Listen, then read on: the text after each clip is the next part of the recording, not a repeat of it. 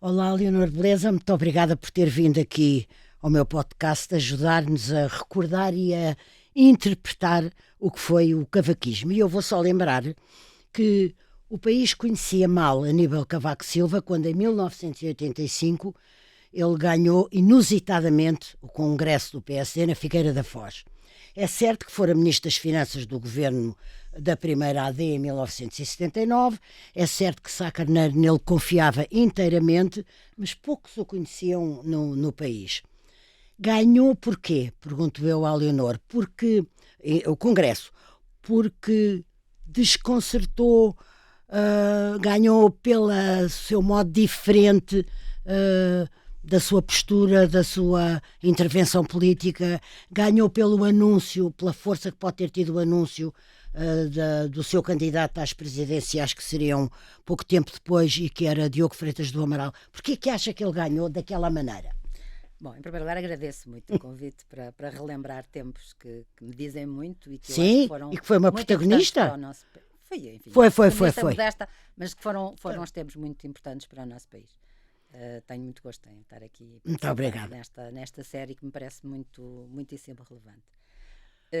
O Congresso de 1985, na Figueira da Foz, foi uma ocasião muito especial, porque estávamos em pleno governo do Bloco Central.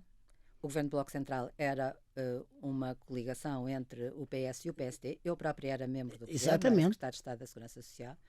Do meu ponto de vista, esse governo foi formado por razões patrióticas para aguentar as dificuldades relacionadas com uma, então, intervenção do Fundo Monetário Internacional. Exatamente. Para disciplinarmos as nossas liderada pelo ministro, então, Hernani Lopes, prestemos-lhe uma Hernani homenagem. Lopes era ministro das Finanças, Exatamente. o primeiro-ministro era o Dr. Mário Soares, o professor Mota Pinto era o vice-primeiro-ministro e líder, então, do PSD.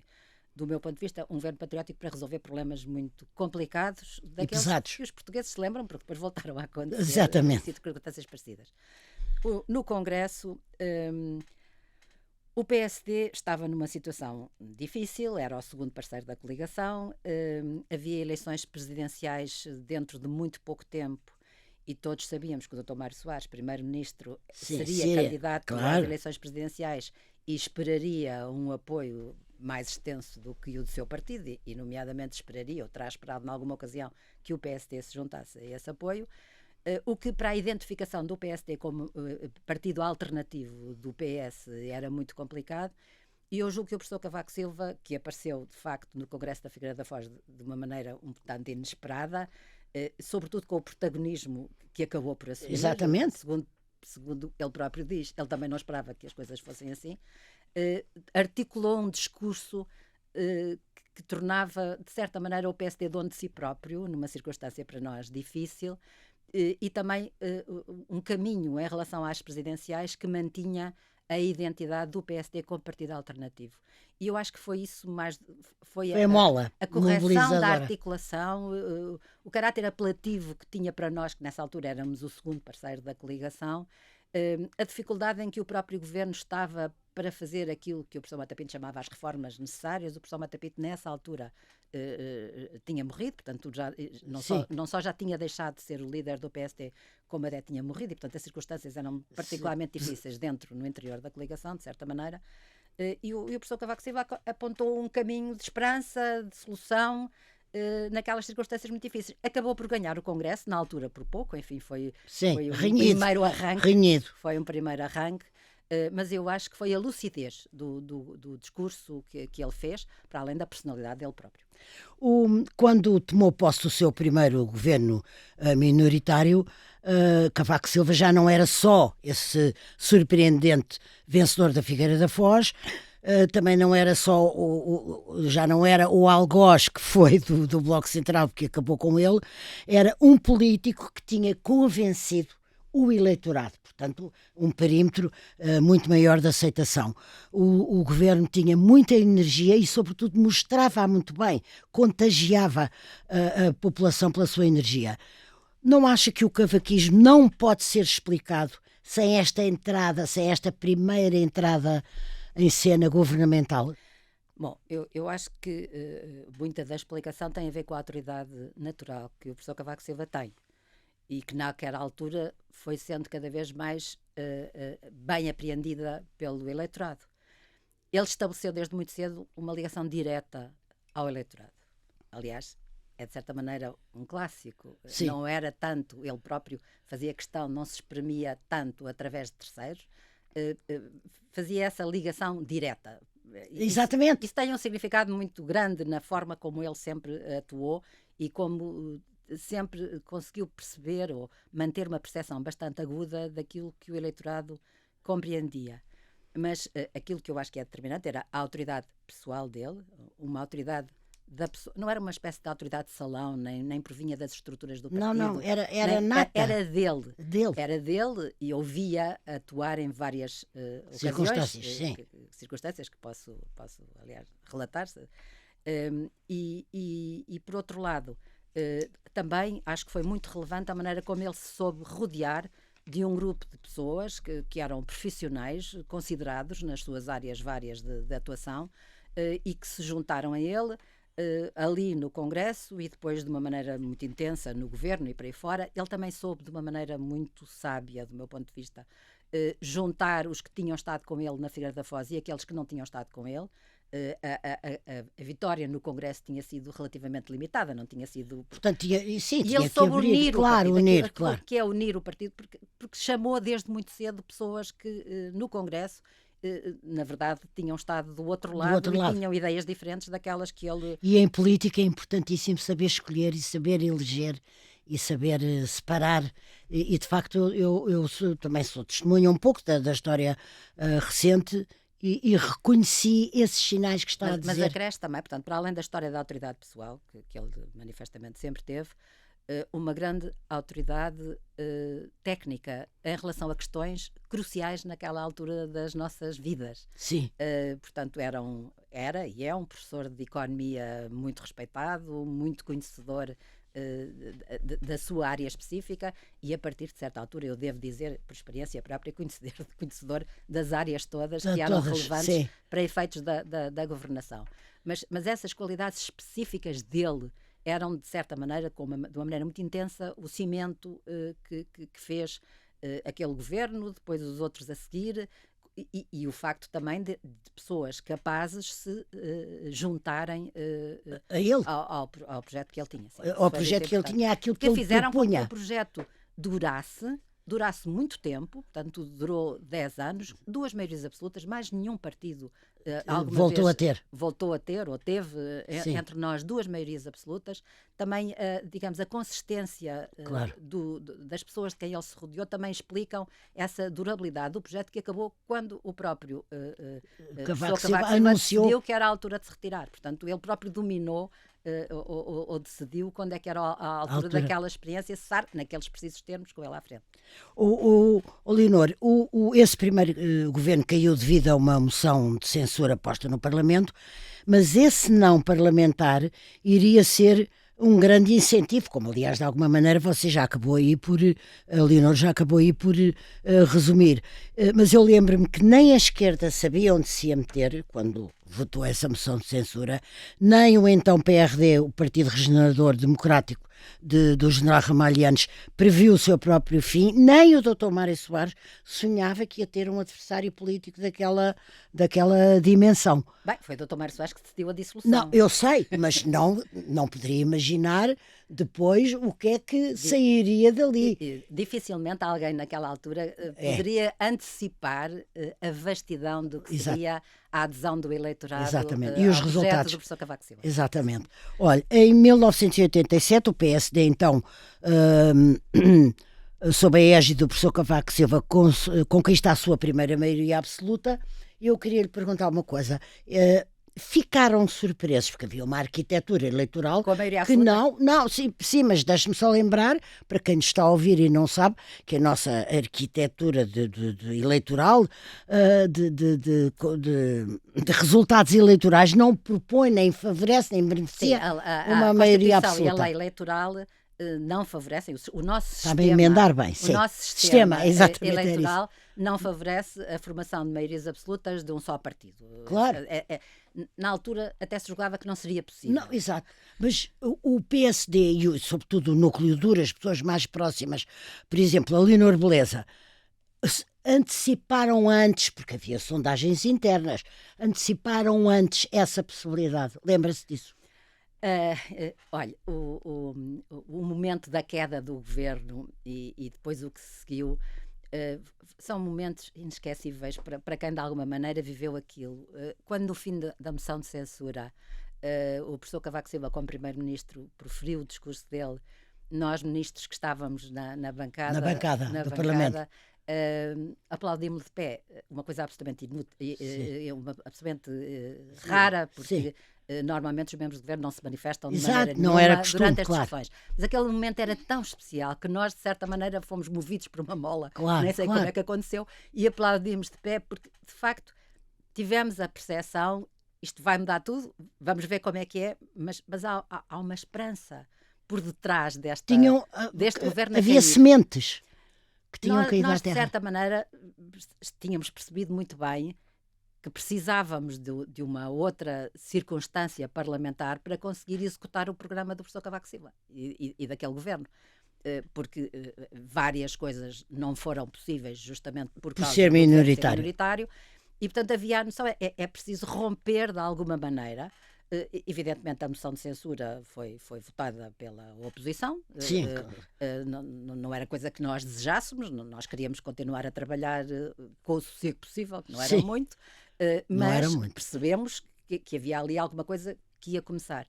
E depois a campanha eleitoral foi bastante elucidativa do ponto de vista do que era a adesão das pessoas popular, ao discurso, à forma como o professor Cavaco Silva se exprimia, como fez compreender as pessoas que precisava de ter o apoio suficiente para que as ideias dele, que eram ideias de modernização do país, do nosso país, passar a ser como aos países europeus, num caminho que estava a ser percorrido até à União Europeia, ainda não existia com esse nome nessa altura, existiam as comunidades europeias, nós tínhamos muitas coisas diferentes dos outros, uma falta de liberdade, uma falta de condições de desenvolvimento que os outros tinham, portanto era preciso percorrer esse caminho. E eu acho que ele conseguiu transmitir isso muito bem ao eleitorado. Agora, todos sabíamos que era muito difícil a tal maioria absoluta porque o sistema não permitiria isso. Muito poucos dias antes das eleições, o professor Cavaco Silva fez anos, ele faz anos aqui em julho, as eleições foram 19 de julho, uns dias antes.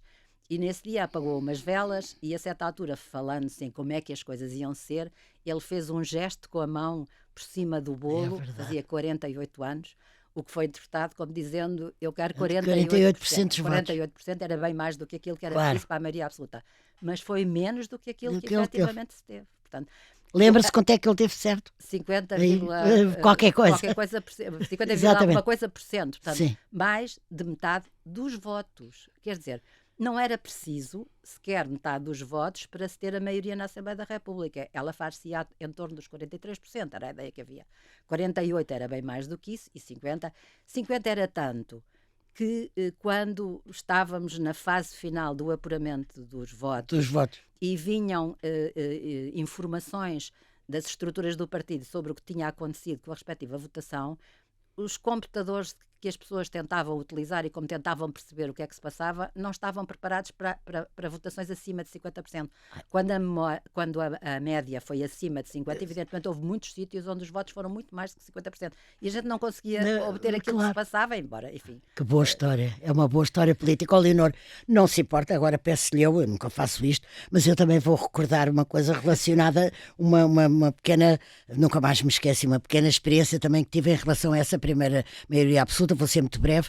O então diretor de Expresso onde eu estava, o arquiteto José António Sarava, chamou-me ao gabinete e disse assim: tenho aqui uma coisa para lhe dizer, isto aqui só entre nós, não sei, estou tão espantado, não sei como é que reage, calculo que temos aqui uma sondagem que mandámos fazer, que não sei nem de onde era, parece-me que era, não me lembro se era mandada a fazer por eles ou se tinha tido acesso a uma empresa de sondagens, que dava a maioria absoluta.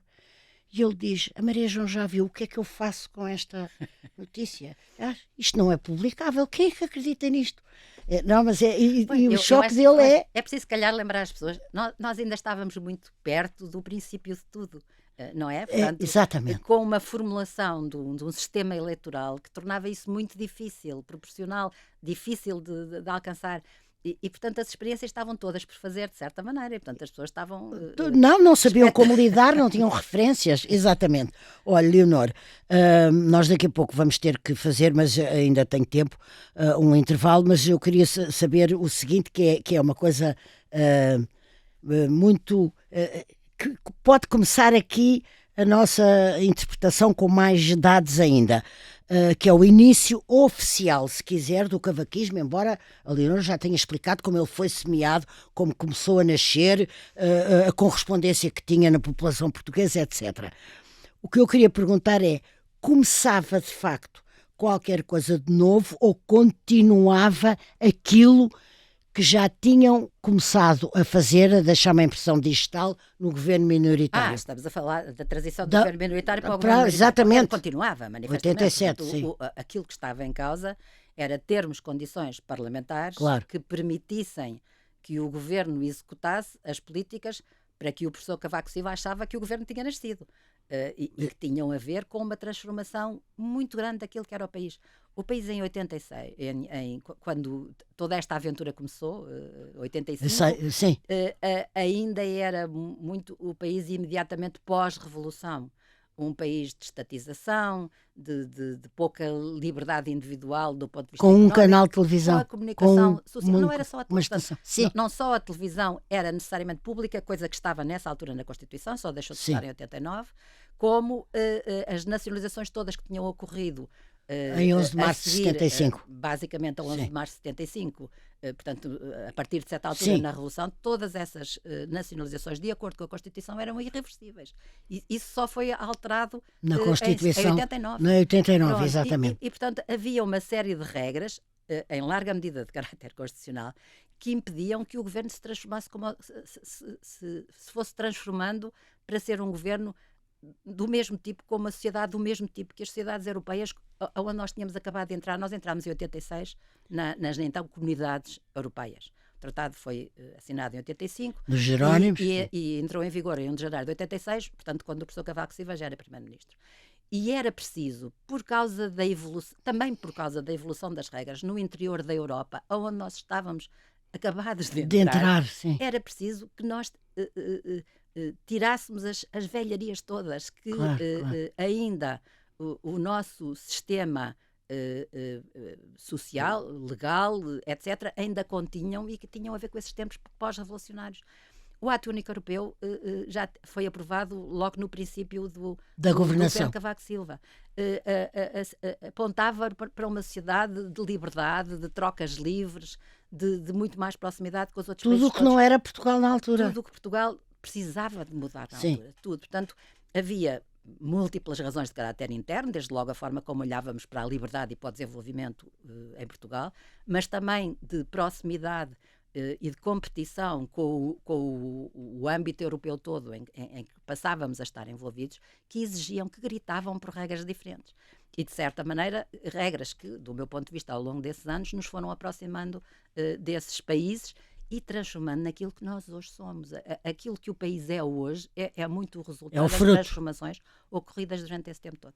A Leonor Beleza já explicou muito bem o que é que era preciso fazer em 85 e como era tão diferente o país daquilo que é hoje, mas queria lhe perguntar, era Ministra da Saúde, estava lá, como é que era o professor Cavaco Silva vestido de Primeiro-Ministro, ou seja, a Leonor testemunhou isso durante anos, que relação tinha ele com os ministros, como é que conduzia o Conselho de Ministros, olha, por exemplo, como é que era o processo de decisão dele, ele era capaz, por exemplo, de decidir contra um determinado ministro que estava ocupado de um determinado dossiê, ele era capaz de decidir contra a opinião do ministro da pasta?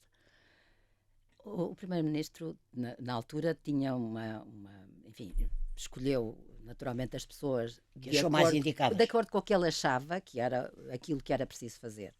Ele era extremamente cuidadoso em ter a certeza que cada um de nós estava a executar o programa de governo e as ideias tal como tinham sido preparadas e debatidas entre ele e cada um de nós. Eu sei o que é que aconteceu comigo, portanto penso que a mesma coisa aconteceria com todos os outros, e nunca vi propriamente uma situação em que o dossiê de um ministro ou de um membro do governo. Se fosse contrariado. Nunca vi isso. As coisas eram cuidadosamente trabalhadas. Aquilo a que eu assisti era ao Conselho de Ministros. Enfim, eu sabia o que é que acontecia com a minha pasta fora do Conselho de Ministros. Com os outros, era sobretudo no Conselho de Ministros. Quando as coisas chegavam a esse momento, normalmente tinham sido cuidadosamente trabalhadas com aquelas áreas que de alguma maneira estivessem envolvidas e, portanto, já havia, enfim, uma maturação. Exato, na forma como as coisas estavam preparadas, mas às vezes as pessoas não estavam todas de acordo. A propósito da história da autoridade, eu vou permitir-me contar duas coisas que aconteceram. Ou que Gosto muito, o microfone é seu. Uma que não tem propriamente a ver com dossiês nenhuns complicados. Quando começou o primeiro governo do professor Cavaco Silva, ainda se fumava em todo lado. É verdade. Na primeira reunião do Conselho de Ministros havia cinzeiros em cima da mesa. Quando chegámos à segunda reunião, os cinzeiros tinham desaparecido. E todos percebemos que era uma decisão com a qual eu não podia deixar de estar de acordo. Eu, aliás, nunca fumei, portanto, não fui eu que dei pela ausência dos cinzeiros, foram os meus colegas que fumavam. Mas, enfim, foi claro que daqui para adiante é de outra maneira, mas isto ainda era uma questão, não era propriamente uma questão menos importante, porque fumar ou não é uma questão muito importante, mas naquele contexto das decisões não era exatamente a coisa mais relevante. Agora, aconteceu uma vez, enfim, vou contar um episódio que aconteceu numa situação de duas reuniões de Conselho de Ministros, quando a certa altura a transformação na Europa estava em curso. Estava em curso, portanto, o presidente da Comissão Europeia era o presidente Jacques Delors, nessa altura, que tinha ele próprio um projeto de transformação da Europa muito intenso. A minha percepção é que o professor Cavaco Silva sempre manteve com o presidente da Comissão Europeia, Jacques Delors, uma relação intensa de trabalho, muitíssimo frutífera, a que eu acho que devemos muitas das coisas importantes que Portugal foi alcançando na Comissão Europeia. E o Jacques Delors escreveu, aliás, um prefácio ao qual eu vou voltar para o livro do professor Cavaco, uma atenção, exatamente. Exato. E a certa altura, enfim, nas transformações que eram necessárias e em torno do que se chamava a coesão económica e social, que foi uma coisa muitíssimo importante para os países europeus que estavam mais atrasados no caminho para a competição total, para a circulação total no interior da Europa, foi aprovada uma coisa que se chamava o pacote Delors I. Enfim, era a primeira manifestação de concretização dessa coesão económica e social.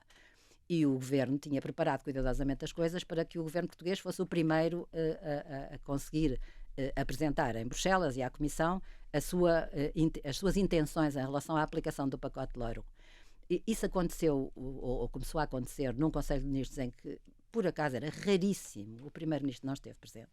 Era raríssimo que isso acontecesse. Ele terá tido uma coisa qualquer em Bruxelas, imagino eu, não me lembro exatamente.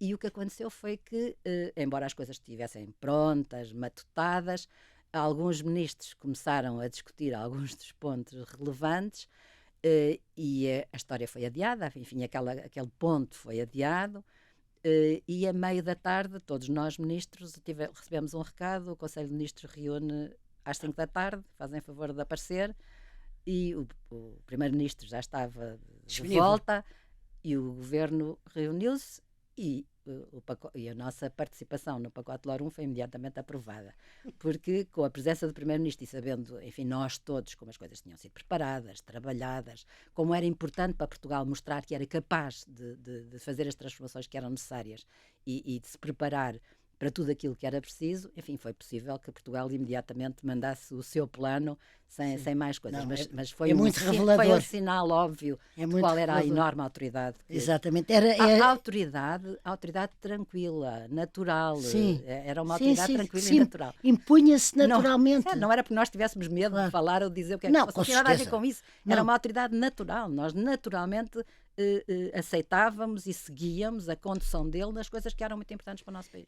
Mas é muito interessante que era é um maestro daquela orquestra e era o seu cimento. É as duas coisas, é muito interessante.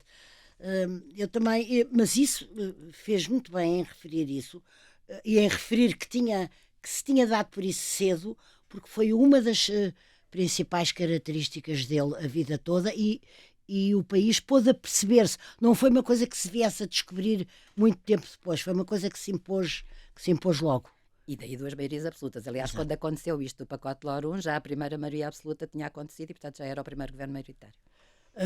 Leonor, beleza, vamos falar agora de reformas, porque elas estão na memória de todos e ainda agora em janeiro, nesta mesma casa no Observador, o professor Cavaco Silva teve a ocasião de recordar algumas delas num determinado período de tempo, e eram tantas e em tão diversos setores que só aquela amostra daquele artigo já punha alguém em sentido, e sobretudo Eram sobretudo coisas acontecidas na parte final do último segunda maioria, governo. Sim, exatamente.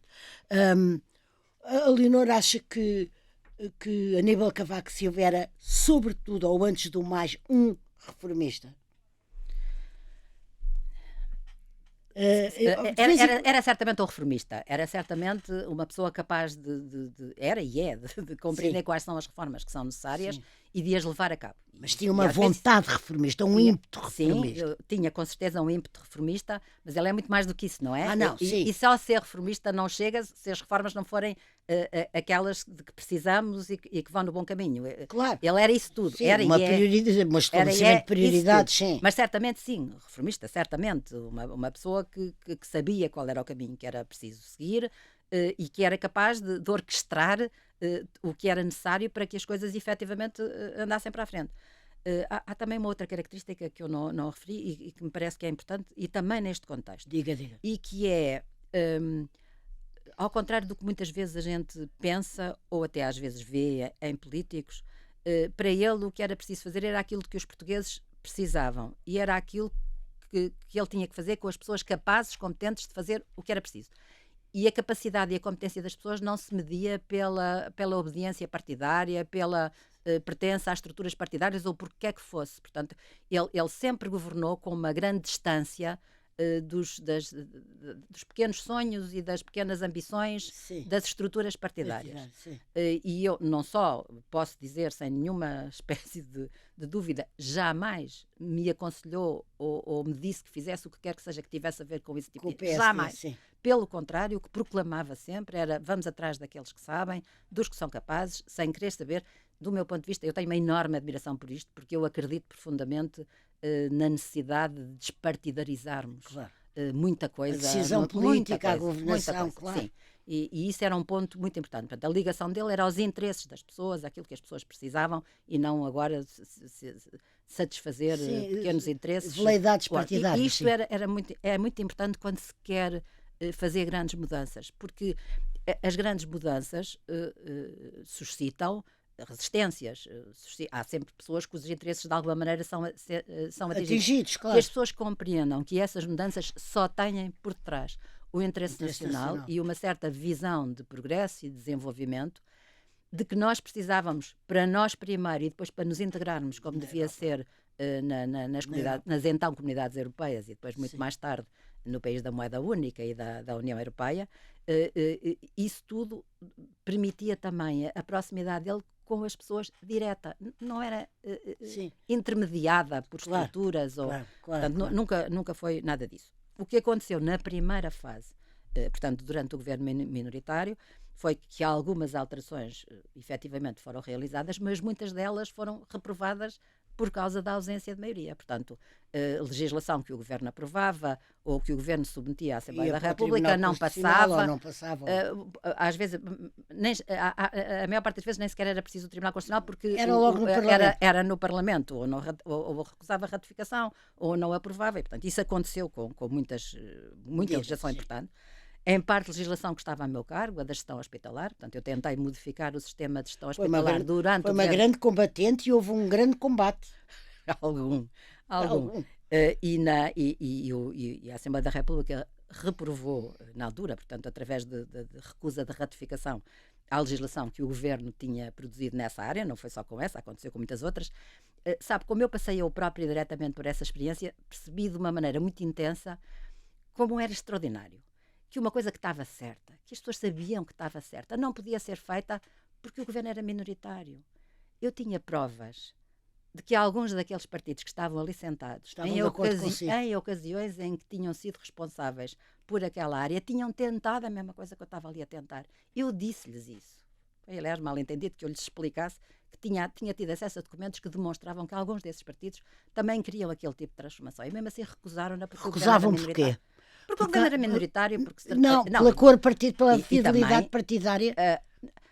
Porque, naturalmente, aquelas modificações implicavam desagrado em muitos setores e era mais fácil a oposição. Era mais fácil a oposição. Bom, mas não foi só na gestão hospitalar. Aconteceu com a lei da reforma agrária, aconteceu com a cessação do contrato individual de trabalho. Portanto, houve uma série individual com o contrato de trabalho, portanto, uma proposta de lei que o governo submeteu à Assembleia da República para de alguma maneira flexibilizar e tornar europeia a legislação que nós tínhamos na altura. Em todas estas áreas, com uma outra coisa muito importante que o primeiro governo minoritário também tentou, que foi alienar participações do Estado nas empresas de comunicação social, começar por essa via a alguma espécie de chamada das entidades.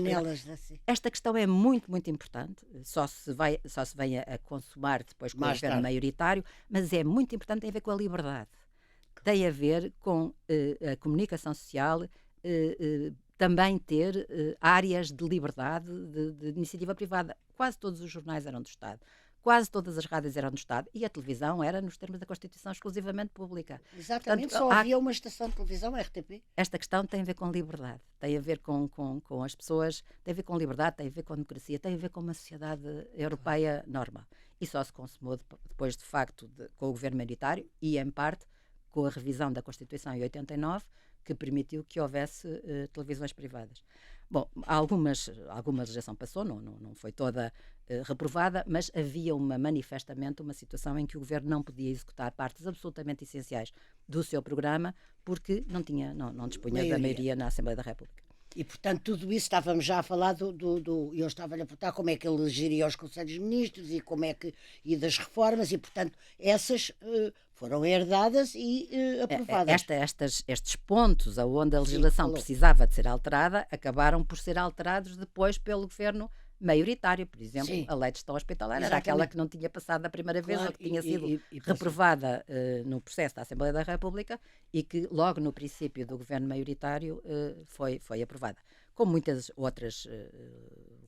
outros aspectos da legislação que durante o governo maioritário, portanto, era o mesmo programa. Sim, eu já percebi. Era a mesma coisa, eram as mesmas regras, eram as mesmas ideias, eram as mesmas ideias que eram reprovadas porque não havia uma maioria suficiente. Leonor, mas deixe-me eu perguntar. E que o povo, quando votou em 87, dando maioria ao governo, no fundo, nos estava a dizer, sim senhor, avancem com essas alterações todas. Exatamente. Deixe-me só eu perguntar-lhe como é que era Cavaco Silva, primeiro-ministro, a reunir com um ministro, no caso com a sua ministra da Saúde, Leonor Beleza. Era uma intensa reunião de trabalho onde a Leonor percebia que ele sabia tanto quanto a Leonor, que era a titular da pasta. Dependia enfim. Eram frequentes ou era quando era preciso? Basicamente era quando era ele estava muito atento ao que eu fazia e presumo que a mesma situação existia com todos os anos. Estava muito atento. Às vezes coisas que não tinham sido faladas entre nós aconteciam e ele telefonava-me a dizer que achava que eu tinha feito bem, portanto isso acontecia de vez em quando. Às vezes discutia alguns assuntos comigo que eram particularmente delicados. E a orientação que me dava sempre é aquilo que é importante para os interesses ou para as coisas que nós temos de proteger. Houve um momento que para mim foi particularmente importante. Antes de mim, o ministro que me tinha antecedido, que era o ministro Maldonado Gonelha, do Partido Socialista, tinha permitido o acesso aos centros de planeamento familiar das menores por sua iniciativa. Isso era uma questão que era discutida e que era às vezes mal entendida. E alguém tinha ido falar com o primeiro-ministro e tinha-lhe dito há isto e tal, é preciso revogar, é preciso alterar, é preciso...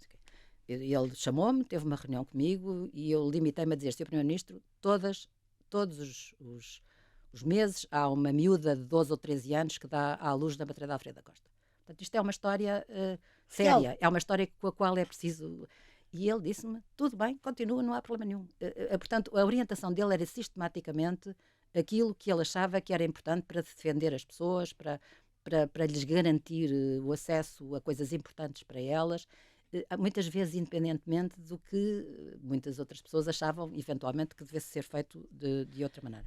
Olha, agora temos mesmo que falar, até porque é muito aliciante, de todo o enorme, duríssimo, difícil, mas com tão bons resultados, trabalho que o professor Cavaco Silva, primeiro-ministro, fez de avanço para a moeda única. O Jacques Delors, já falei há bocadinho num prefácio que o Cavaco escreveu para um livro chamado A Moeda Única em Portugal, e elogia justamente e veementemente esse caminho, particularmente impressionante, escreve ele, dizendo que o percurso de Portugal tinha sido exemplar. Eu gostava que recordasse, temos ainda 3 minutos para quem está a ouvir-nos em rádio, que recordasse um bocadinho desse caminho, porque os dias de hoje não são compreendidos sem esse caminho. Bom, esse caminho tinha sobretudo a ver com a tal transformação porque Portugal tinha de passar para se aproximar das regras normais, sociais, económicas, relativas à comunicação social na generalidade dos países europeus. E tiveram a ver com múltiplos aspectos. Olha, desde logo a reforma fiscal, em que passou a haver um imposto sobre o rendimento para as pessoas singulares e outro para as pessoas coletivas, o IRS e o IRC. Antes disso eram múltiplos, muitíssimo complicada. A lei de bases da reforma agrária, portanto, a transformação da propriedade da terra numa propriedade nos termos também habituais nos países europeus. A legislação em torno da diminuição da existência da propriedade pública sobre as empresas, as de comunicação social e as outras todas. Portanto, havia um número elevadíssimo de empresas públicas. Foi então explorada a tal hipótese que eu disse que reprovou no governo minoritário de transformar as empresas públicas em sociedades anónimas de capital misto, em que privados podiam ser donos de até 49%, portanto, transformando aquilo que era a propriedade exclusivamente pública, uma vez que não se podia privatizar. As primeiras entidades que foram objeto dessa transformação foram a Unicério e o Banco Toti Açores. Hoje até a gente lembrar só que tudo isso, nessa altura, estava exclusivamente antes nas mãos do Estado. É extraordinário. Depois, a lei dos setores. Portanto, a Constituição determinava que a lei diria quais eram os setores que podiam ou não podiam ser objeto de participação que a lei tinha a dizer de propriedade privada, e houve sucessivamente legislação que foi permitindo a mais setores o acesso de privados à titularidade dessas empresas, desde logo a energia, aos transportes, e depois sucessivamente muitas outras, porque tudo isso para trás era público, era um país completamente diferente. São coisas inimagináveis hoje. E então, na comunicação social, em que tudo, de facto, acabou por ser modificado já na vigência do segundo governo, portanto, do primeiro que teve maioria absoluta, quer nos jornais, quer na rádio e depois na televisão. Muito bem, nós vamos terminar aqui a nossa emissão de rádio, mas pode continuar connosco em podcast. Leonor, esse enorme e muito revelador pacote de reformas que acabou de enunciar agora... eu só disse uma parte pequenina. Não, sim, mas é que a mim pareceu-me... Não, sabe o que é? Não é bem enorme, eu errei na palavra. Pareceu-me como é que era possível que vivêssemos sem isso nessa altura. Agora, ouvindo isto agora, hoje temos dificuldade em perceber. Temos dificuldade em perceber. Hoje que ligamos um televisor qualquer e temos acesso a sim, não sei quantos canais, sim, exatamente. Nacionais e múltiplos provindos de... O que é que era nos tempos em que a gente ligava e a única coisa que havia era RTP e acabou. Era completamente diferente. Mas a mesma coisa em relação a todas as outras, a intervenção dos outros mídias. Naturalmente, mídia que existem hoje não existiam na altura, mas naquele tempo os jornais quase todos, a rádio quase todos, era completamente diferente. Mas a parte, enfim, também muitíssimo relevante era a economia, enfim.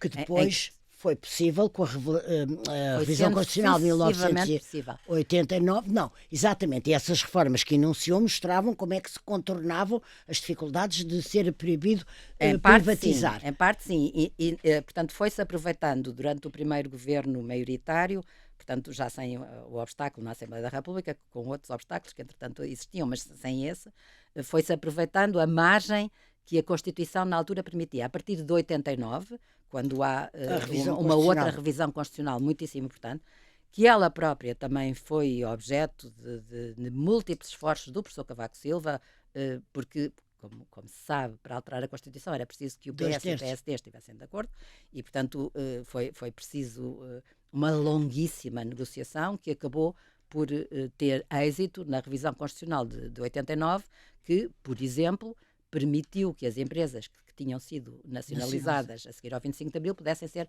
privatizadas. E, portanto, é a partir dessa altura que há um movimento mais intenso, cada vez mais, no tal sentido de nos tornar um país como hoje nós achamos que é um país normal, europeu. E até parece que sempre foi, não é? Porque é tão hoje, inimaginável, claro. Há aqui uma data muito importante, que é a data do tratado, portanto, de quando começa a União Europeia. Portanto, nós sabíamos que a partir de 1992 que haveria que as regras de liberdade de circulação de pessoas, de bens e de serviços iriam progressivamente a tornar completamente existentes no interior dos nossos países todos, e portanto que nós estaríamos num confronto direto com um espaço muitíssimo maior. E esse espaço precisava de regras relativamente parecidas, porque senão era com o objetivo que desde o princípio o professor Cavaco Silva aderiu entusiasticamente à ideia da moeda única, que viria a entrar mais tarde, mas que já estava no Tratado da União Europeia, portanto, que se foi desenvolvendo a partir daí. E que exigia... Eu vou ouvi-lo, aliás, para a semana sobre a moeda única. E que exigia um rigor nas contas públicas que nós tivemos de ir aprendendo e executando, em relação à qual o professor Cavaco Silva sempre foi extremamente cuidadoso, mas como ele explica muito bem, o objetivo não é diretamente o controle das contas, é aquilo que nós podemos obter através do controle das contas.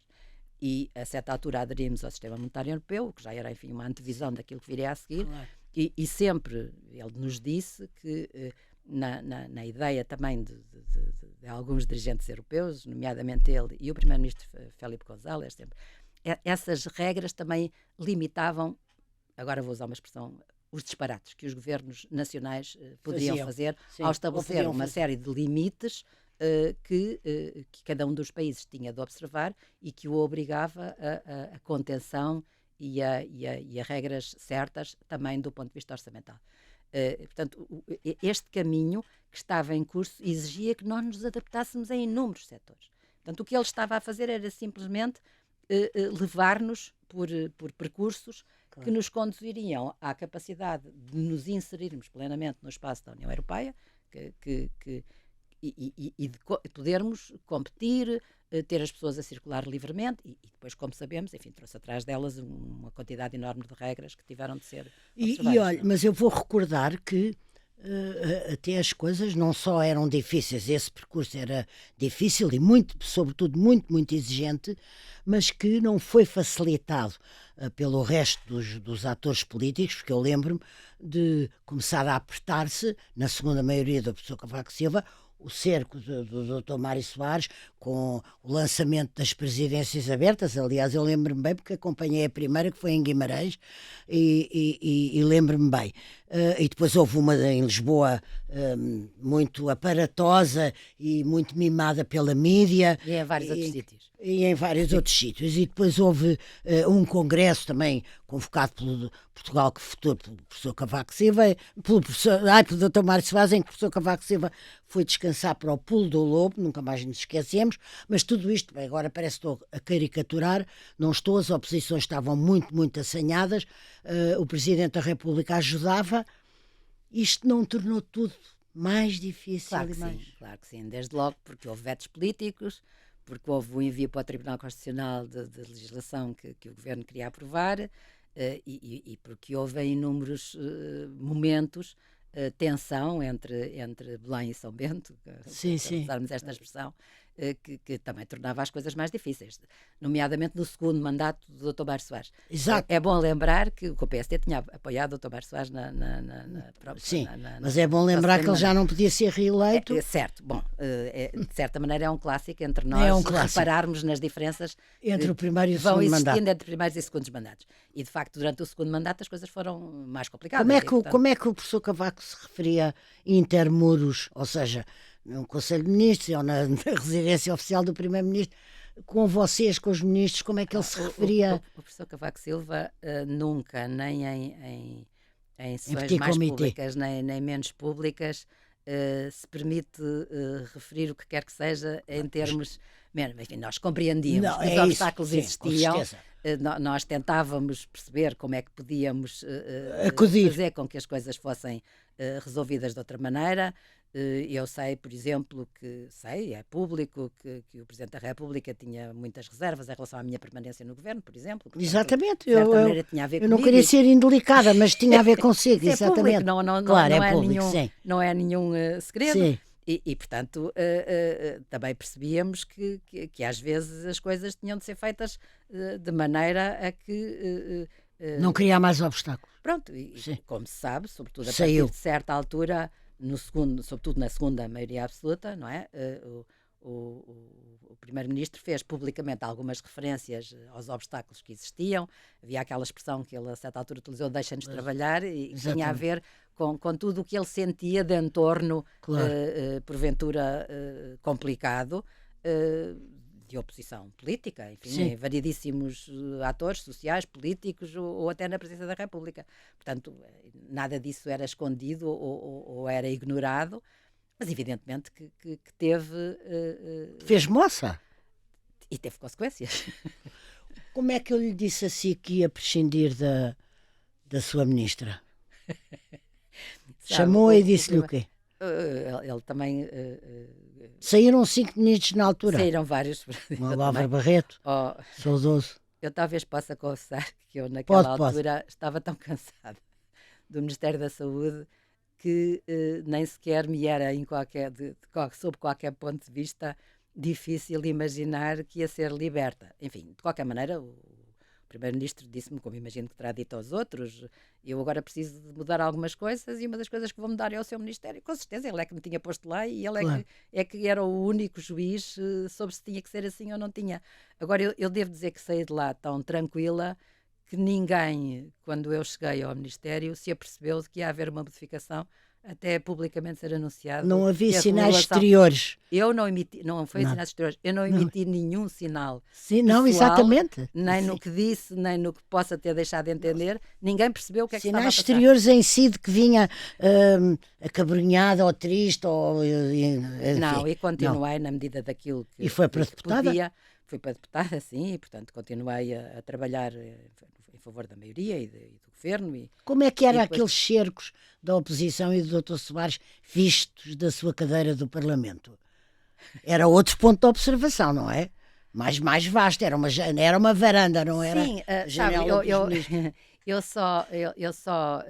eu tinha estado de maneira extremamente breve na Assembleia da República antes de quando fui para a Assembleia da República, tinha sido deputada eleita, depois de ser Ministra da Saúde.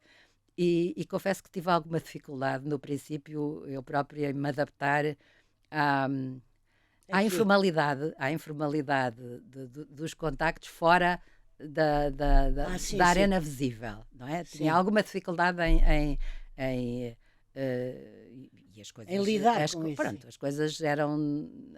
Há de facto uma relação pessoal e informal bastante razoável, ou havia, entre as pessoas das várias áreas, e eu vinha de uma situação em que o despique era muito intenso. Claro. E, portanto, eu tive alguma dificuldade em me adaptar. Mas, quanto ao resto, eu via as mesmas coisas que tinha visto noutra situação. Portanto, eram coisas que aconteciam e de que nós nos apercebíamos e que nos levantavam, evidentemente, obstáculos, mas o governo continuou por aí fora, até ao fim, a fazer as reformas que era preciso fazer, com o pleno apoio da Assembleia da República, também com uma coisa que foi muito importante desde o primeiro governo do professor Cavaco Silva, que era a concertação social. Exatamente. Portanto, o professor Cavaco Silva, que tantas vezes é acusado de decidir as coisas como queria e com alguma sozinho, arrogância ou não... distância, ou sozinho, não é? Tinha um cuidado enorme com a concertação social. Portanto, o primeiro acordo de concertação social é no primeiro governo.